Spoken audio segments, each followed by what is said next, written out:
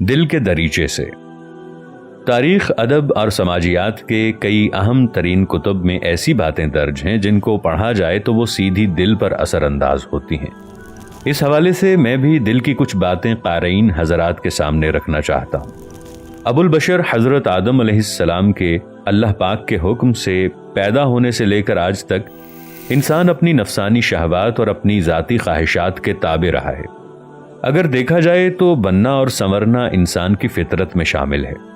ख्वाहिशात का आंखों के जरिए दिल और दिमाग तक पहुंचने से इंतिशार पैदा होता है, जबकि आंखों से दिल तक पहुंचने वाली अक्सर ख्वाहिशात इंसान को भटका देती हैं, और जब ख्वाहिशात गैर मामूली तौर पर दोनों तरफ से उभरती हैं तो वो इंसान को रूहानियत से दूर ले जाती हैं।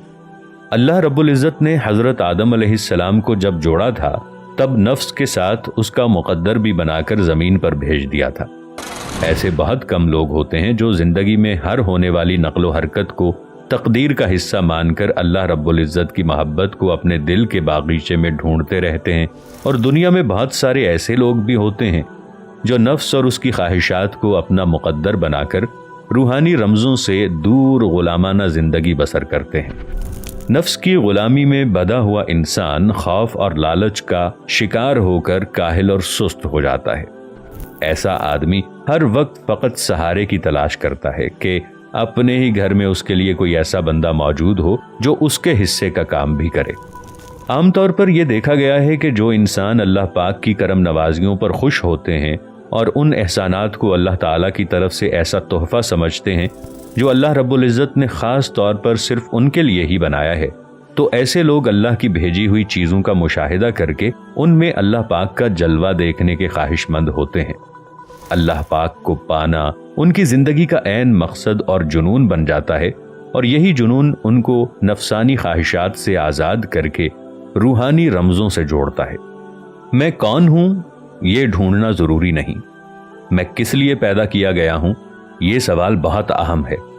बचपन से लेकर आज तक मेरी खुशनसीबी रही कि सूफियाए किराम और अल्लाह के वलियों की महफिल में बैठना नसीब हुआ, और उनसे कुछ सीखना मेरे लिए बाइस फ़ख्र है, क्योंकि उनकी महफिल में दिए हुए वक्त ने मेरे दिल के तारों को छेड़ दिया और मेरी सोच को अल्लाह की मोहब्बत से लबरेज कर दिया। और दिल के तार छिड़ने से जो अलाप निकलते हैं उनको अल्फाज का रूप देकर मैंने कागज़ पर सजाया है। मैं ये हल्फिया कहता हूँ कि इस किताब में जो भी ख्यालात हैं या शायरी है, ये मेरे दिल की आवाज़ और रूह की रागनी है। महफिलें सजीं तो सोच बनी, जब भी सोच बनी तो दिल के वीरान आंगन में खुशबू सी फैल गई, और जब खुशबू फैली तब वहदानियत के फूल नमूदार हुए जो फिर अल्फाज बनकर कागज़ की जीनत बन गए। ये सब दिल की बातें हैं, और नाजुक व नफीस दिल रखने वाले अहले दिल ही इन बातों को समझ सकते हैं। अगर मेरे दिल की ये आवाज़ किसी अहले दिल को जगाने में कामयाब हो गई तो मेरा मकसद पूरा हो जाएगा। नाज़रीन, अगर आपको हमारी ये वीडियो पसंद आई है तो चैनल को सब्सक्राइब करें और साथ मौजूद बेल आइकॉन दबा दें, ताकि आपको रोजाना हमारी अपलोड होने वाली वीडियोस का नोटिफिकेशन मिलता रहे। शुक्रिया।